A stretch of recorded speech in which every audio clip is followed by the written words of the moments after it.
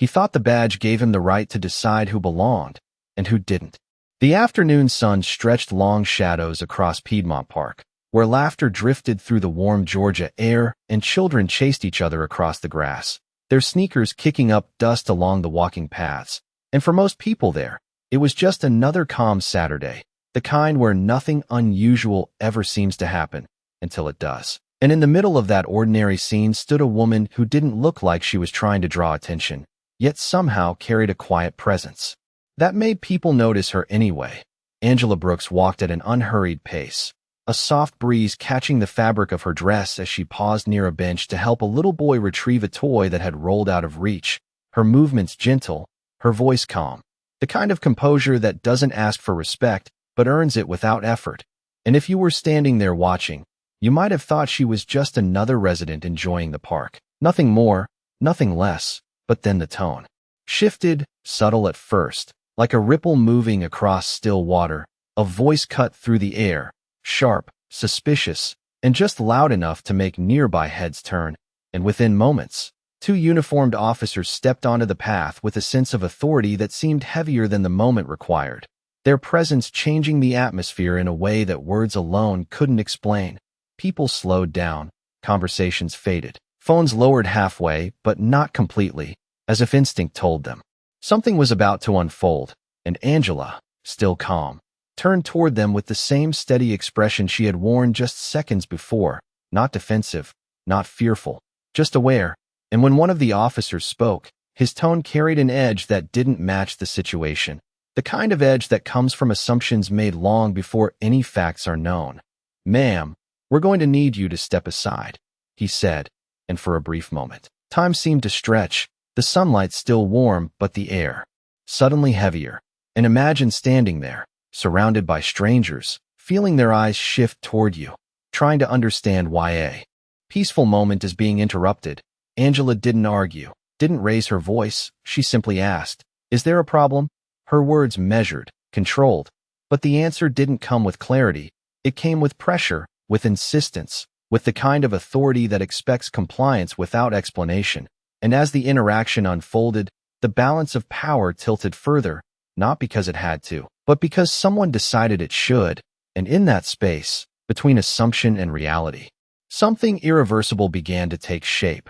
Not loud, not explosive, but unmistakable. The kind of moment that doesn't feel important at first, until you realize later it changed everything. Because what those officers didn't see, what no one there could have known in that instant, was that the woman standing quietly in front of them wasn't just another passerby in the park. And the silence that followed her next breath carried more weight than any badge ever could. The tension did not explode all at once. It settled in slowly, like a weight pressing down on everyone within earshot. And the laughter that once filled the park just minutes ago faded into scattered murmurs as people began to notice that something was not right. Officer Daniel Hayes stepped closer, his posture rigid, his hand resting near his belt, as if the moment required more control than it actually did, while his partner stood slightly behind, scanning the area with a practiced glance that seemed less about safety and more about presence. And Angela remained where she was, shoulders relaxed, chin level, her eyes meeting his without defiance, but without submission either, a quiet balance that unsettled him more than resistance ever could. "We received a report," he said, his voice firm but lacking detail. "And you matched the description." And the words hung there, vague, unfinished, yet heavy with implication. And imagine standing there hearing something like that, knowing the sentence was never meant to be precise, only convincing enough to justify what came next. Angela tilted her head slightly, not confused, but measuring. "A description of what exactly?" she asked, her tone steady, controlled, but the question did not bring clarity. It only seemed to irritate, as if asking for specifics was already too much. And around them, people slowed their steps, some pretending to continue walking while their attention stayed fixed on the unfolding scene, others stopping outright, their phones now raised just a little higher, not fully committed, but ready, because something about this felt like it mattered, even if they could not yet explain why. And the officer exhaled sharply, shifting his weight, his patience thinning not because of danger, but because of discomfort, because the situation was not following the script he expected.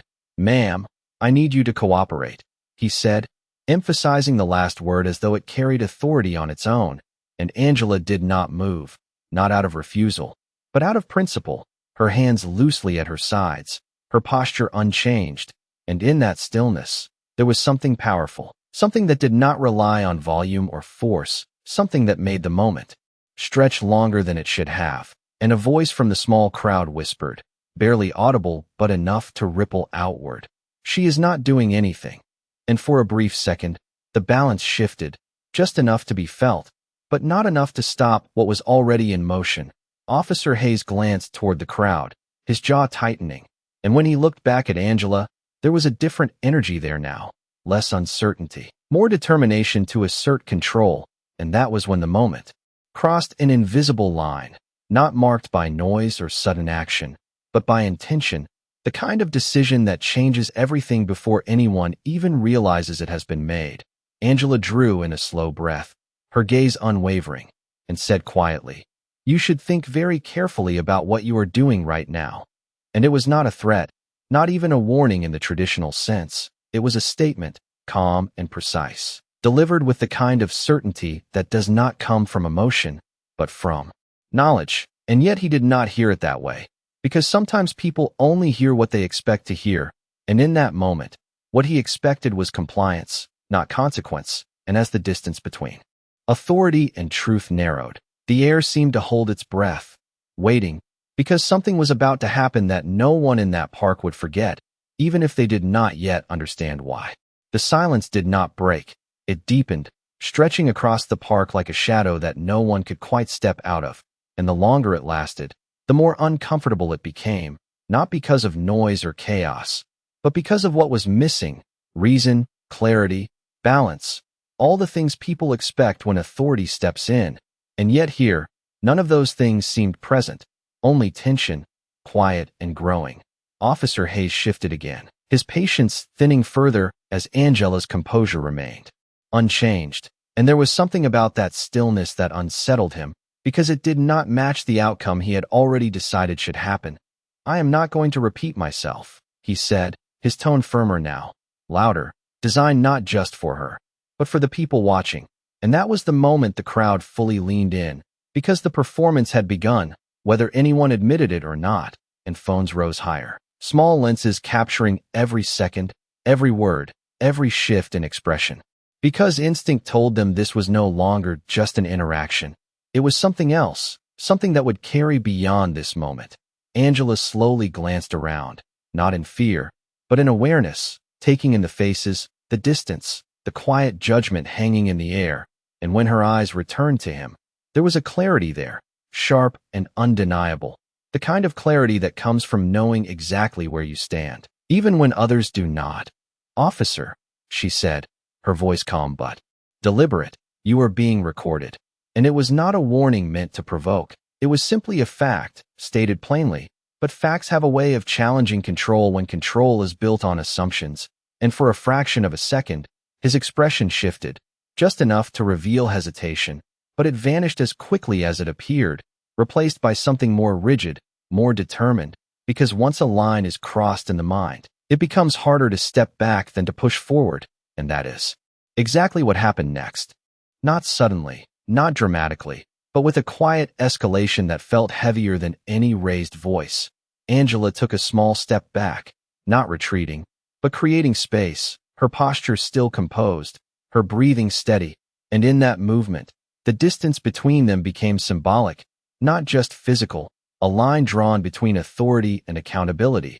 And somewhere behind the crowd, a man in a dark suit stood still, his phone pressed to his ear, his expression unreadable, his presence unnoticed by most, yet fixed on every detail unfolding.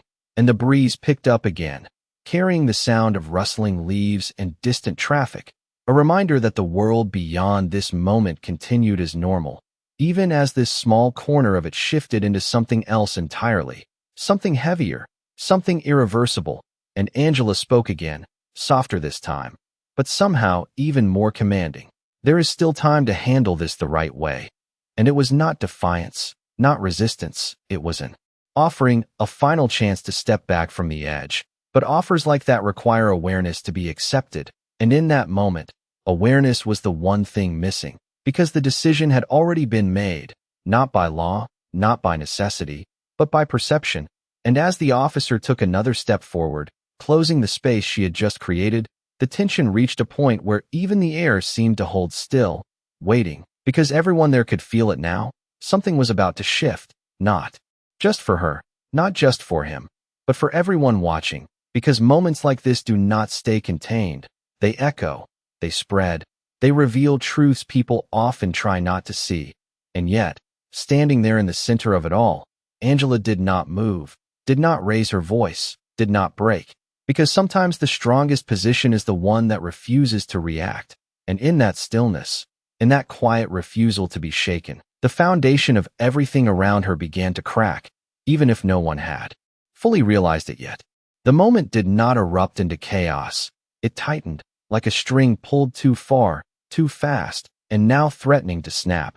And Officer Hayes took that final step forward, closing the gap that Angela had carefully created, his presence now inches away, his authority no longer implied but imposed. And the crowd felt it instantly. That shift from uncertainty to action, the point where something crossed from questionable to undeniable, and Angela's posture remained steady, but her hands moved slightly, instinctively, not in resistance, but in protection of her space, her dignity. The simple boundary every person expects without needing to ask, and yet that expectation was ignored. Not because it had to be, but because someone chose not to see it, and the fabric of her dress caught awkwardly as the movement between them became too close, too forceful in its intent to control rather than understand. And there was a brief sound, not loud, not dramatic, but sharp enough to cut through the quiet like a crack in glass. And suddenly the air changed, the kind of change that makes people freeze instead of react, because they know they just witnessed something that should not have happened. And Angela stepped back again, this time more quickly, her hand instinctively holding the edge of her dress where it had shifted out of place, not exposed, not improper, but undeniably disturbed, the kind of disruption that carries humiliation without needing spectacle. And the crowd went silent, completely silent, as if the entire park had collectively forgotten how to breathe, phones now fully raised. No hesitation, no uncertainty, capturing every second because now it was clear. This was no longer a misunderstanding.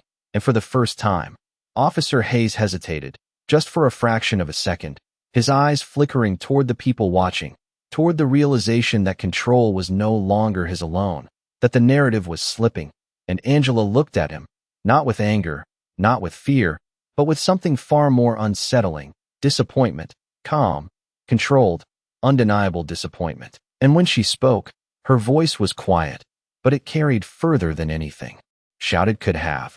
You just made a choice you cannot undo. And the words settled over the scene like weight, heavier than the moment itself, because deep down, even he understood what she meant, even if he refused to admit it. And somewhere behind the crowd, the man in the dark suit lowered his phone slightly, his call already finished, his attention now fixed entirely on the unfolding reality. And in the distance, faint at first, but growing clearer, the sound of approaching vehicles began to cut through the stillness. Not sirens, not urgent, but deliberate, controlled, purposeful. The kind of presence that does not rush because it does not need to. And Angela did not look toward the sound. She did not react to it at all, because she already knew it was coming. And that was the moment everything shifted, not visibly, not yet, but beneath the surface, where truth begins to rise whether anyone is ready for it or not. And as the breeze moved again through the trees, carrying that distant sound closer, the balance of power in that park, invisible but undeniable, began to tilt in a direction no one there had expected, except for her. The sound of approaching vehicles grew clearer, not fast, not chaotic, but steady in a way that commanded attention without demanding it. And one by one, heads in the crowd began to turn, not because they were told to, but because something in the air had shifted again, something deeper than curiosity, something closer to realization. And Angela remained exactly where she was, her hand still lightly holding the fabric of her dress, her posture composed, her breathing even, as if the moment unfolding around her had already played out in her mind long before anyone else understood it. And Officer Hayes heard it too now, the low hum of engines drawing nearer, his eyes flicking toward the edge of the park, just for a second, just long enough to break the illusion that he controlled everything happening in front of him. And that single glance was enough, because once attention shifts, authority begins to crack. And the crowd sensed it immediately, the subtle change in energy, the unspoken question passing between them. What is about to happen? And then the first vehicle appeared, dark, polished, moving slowly along the path as if the ground itself made way for it, followed by another, and another, each one reinforcing the same quiet message. This was not random. This was not coincidence. This was purpose, and the murmurs began again, softer this time, edged with uncertainty instead of judgment, and Angela finally turned her head, not quickly, not dramatically, just enough to acknowledge what was arriving.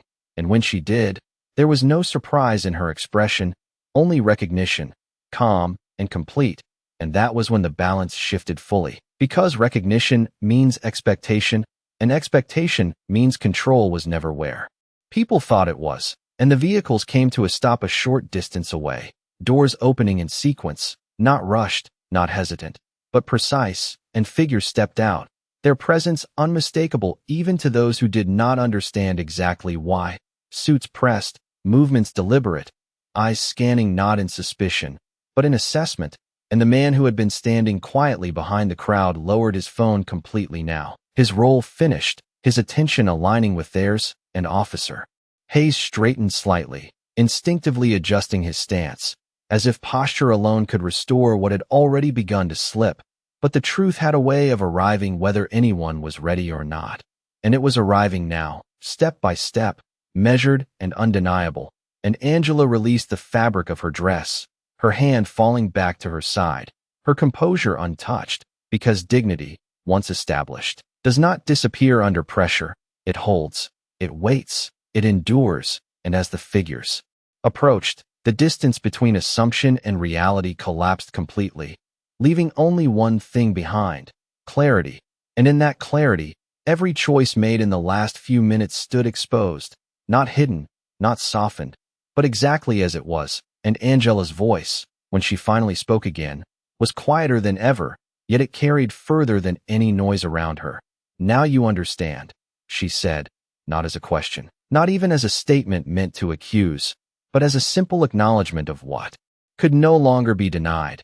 And in that moment, with the crowd watching, with the air still and heavy, with the presence of something far greater than any single badge standing just a few steps away, the story that had begun as a misunderstanding revealed itself for what it truly was, and there was no turning back from that. The truth did not arrive with a shout. It unfolded in silence, deliberate and controlled, as the man in the suit took one final step forward and reached into his jacket, not hurried, not dramatic, but precise. And when he spoke again, his voice carried a clarity that left no room for doubt. "This is Mrs. Angela Carter," he said, each word measured, each syllable landing heavier than the last. "The wife of Governor Michael Carter."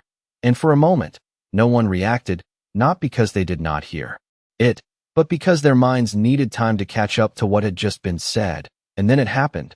The shift, the kind that moves through a crowd like a quiet wave, subtle but undeniable, whispers rising, eyes widening, phones lowering not out of disinterest but out of disbelief, because the narrative they had been watching just seconds ago no longer fit the reality now standing in front of them. And Officer Hayes felt it immediately, the weight of those words pressing against everything he had assumed, everything he had acted on, and his posture changed, just slightly, but enough to reveal the crack forming beneath the surface. And he looked at Angela again, really looked this time, not as a situation, not as a problem to solve, but as a person he had failed to recognize. And that realization carried more force than any command ever could. "Governor's wife?" he repeated under his breath, as if saying it out loud might somehow change what it meant, but it did not. It only made it more real, more permanent. And Angela met his gaze with the same calm she had held from the beginning, her expression unchanged, not triumphant, not vindictive, just steady, grounded in a truth that did not need to prove itself.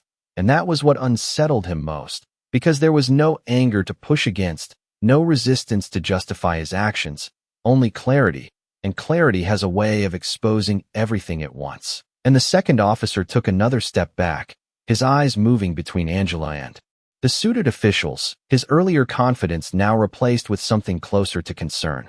While the man who had spoken stood firm, his presence now fully understood by everyone around, and in the distance, another figure stepped from one of the vehicles, his arrival quieter, yet somehow commanding even more attention, because authority recognizes authority, even before names are spoken, and as he approached, the space around him seemed to open naturally, people instinctively moving aside, not out of fear, but out of respect, and Angela turned slightly toward him, not surprised, not rushed, but acknowledging, and when he reached her, there was no need for introduction, no need for explanation, the connection between them clear in the way they stood, the way they looked at one another, and the entire scene seemed to hold its breath once more. But this time it was different. This time it was not tension, it was realization, because the moment had fully turned, the roles reversed, the power redefined. And Officer Hayes stood there, no longer at the center, no longer in control, but facing something far greater than the situation he thought he was managing. And Angela spoke again, her voice calm, steady, carrying across the silence with quiet certainty. "You never asked who I was," she said, not accusing, not raising her tone, just stating a fact that could no longer be ignored. And in that moment, with the truth fully revealed, with every assumption stripped away, the weight of everything that had happened settled into place, not as chaos, but as consequence. Clear, undeniable, and impossible to escape. The silence that followed was no longer uncertain. It was heavy with consequence, the kind that settles into every corner of a moment and refuses to leave. And Governor Michael Carter stood beside Angela with a presence that did not need to be announced again, because everyone already felt it. The weight of authority that comes not from a badge alone, but from responsibility, from accountability, from knowing exactly what power is meant to protect and not misuse. And his gaze moved slowly from Angela to Officer Hayes, not rushed, not emotional, but deliberate, taking in every detail, every expression, every piece of what had just unfolded. And Hayes could not hold that gaze for long, not because he was told to look away, but because something inside him already knew what it meant. And the second officer shifted again, his stance no longer firm, his earlier certainty gone, replaced with a quiet unease that spread through his posture like a crack through glass. And the man in the suit stepped slightly forward, his voice calm, but carrying the finality of a decision already made. "Officers, you are going to step back," he said, and this time, there was no hesitation, no resistance, just compliance. Because the situation had moved beyond interpretation, beyond assumption, into something undeniable. And as Hayes took that step back, the distance he created felt larger than a few feet. It felt like the space between what he believed and what was now reality. And Angela stood at the center of it all, unchanged, her composure steady, her dignity intact despite everything that had happened, because dignity is not something that can be taken, only something that can be revealed. And in that moment, it was clearer than ever, and the crowd watched, not with curiosity anymore, but with understanding, the kind that lingers long after the moment ends, because they had seen it unfold from beginning to end, the shift from assumption to truth, from control to accountability, and phones lowered slowly, not because the moment was over, but because it had already said everything it needed to say. And Governor Carter finally spoke, his voice even, controlled, but carrying a weight that reached every person standing there. "This is not how authority is meant to be used," he said, not raising his tone, not directing it at just one person, but allowing it to settle over the entire scene, because the lesson was larger than the moment itself. And Hayes swallowed, his voice quieter now, stripped of the certainty it once held. "Sir, I..." But the words did not come, because sometimes there is nothing left to say when the truth stands fully revealed. And Angela turned slightly toward the governor, her expression softening just enough to acknowledge his presence, but not enough to shift the focus away from what mattered. And when she looked back at the officers, her voice carried no anger, only clarity. "Respect is not optional," she said quietly, and the words landed with a force that did not need volume. Because everyone understood them, not just the officers, but the crowd, the witnesses, the silent observers who had stood by just moments before, and in that realization, the moment reached its true conclusion, not with noise, not with chaos, but with understanding, the kind that changes how people see things long after they walk away. And as the breeze moved once more through the park, carrying away the tension that had once filled it, what remained was not the conflict itself, but the truth it had uncovered, clear, lasting, and impossible to ignore. The moment did not end with a command or a sudden shift. It settled into something quieter, something deeper, as the crowd slowly began to disperse, not in a rush, but in thoughtful silence, each person carrying away their own version of what they had just witnessed. And Angela stood there for a second longer, her gaze moving across the park, not searching, not lingering, just acknowledging, as if she understood that moments like this do not simply disappear, they stay, they echo in the way people think, in the way they act the next time they face something similar. And Governor Carter remained beside her, his presence steady, not overshadowing, but supporting, a reminder that authority, when used correctly, stands with dignity, not against it. And Officer Hayes stood a few feet away, no longer at the center, no longer the one directing the situation, but now part of its consequence. His shoulders slightly lowered, his stance no longer rigid, because certainty had been replaced by reflection, and reflection has a way of changing a person in ways no instruction ever could. And for a moment, it seemed like he might speak again, might try to explain, justify, or even apologize, but no words came, because sometimes the absence of words says more than anything spoken ever could. And Angela turned slightly, preparing to leave, her movements calm, unhurried, her composure intact in a way that made everything that had happened feel even more significant. Because she had never needed to raise her voice to be heard, never needed to force respect to receive it. And as she took her first step forward, the space around her seemed to shift once more, not with tension this time, but with recognition, the kind that comes when truth has been fully seen, fully understood, and cannot be ignored. And the breeze moved again through the trees, softer now, carrying away the last traces of what had unfolded, leaving behind something clearer, something steadier. And as Angela walked past the officers, she did not look back, not out of dismissal, but out of certainty, because some moments do not require revisiting. They speak for themselves, and they stay exactly where they happened, as a reminder. And Governor Carter followed beside her, his gaze forward, his expression composed, as the vehicles waited quietly in the distance, their engines humming like a low echo of everything that had just taken place. And the man in the suit stepped aside, his role complete, his attention already shifting to what would come next, because moments like this do not end at the scene. They continue, in reports, in conversations, in changes that may never be seen directly, but are felt over time. And the park slowly returned to its rhythm, children's voices rising again, footsteps resuming along the paths, as if the world had decided to move forward, but not forget. And somewhere in that return to normal, the meaning of what had happened remained, quiet but undeniable, because the truth does not need to stay loud to be powerful. It only needs to be real. And as Angela reached the waiting car, pausing just briefly before stepping inside, she allowed herself one final glance at the space behind her, not at the people, not at the officers, but at the moment itself, now complete, now finished. And then she was gone, leaving behind a silence that no longer felt empty, but full of understanding, full of consequence, full of something that would last far beyond that afternoon. Because in the end, it was never about who had the badge. It was about who carried the truth. And that day, the truth did not raise its voice. It did not fight for attention. It simply stood there, steady and undeniable, until everyone else had no choice but to see it.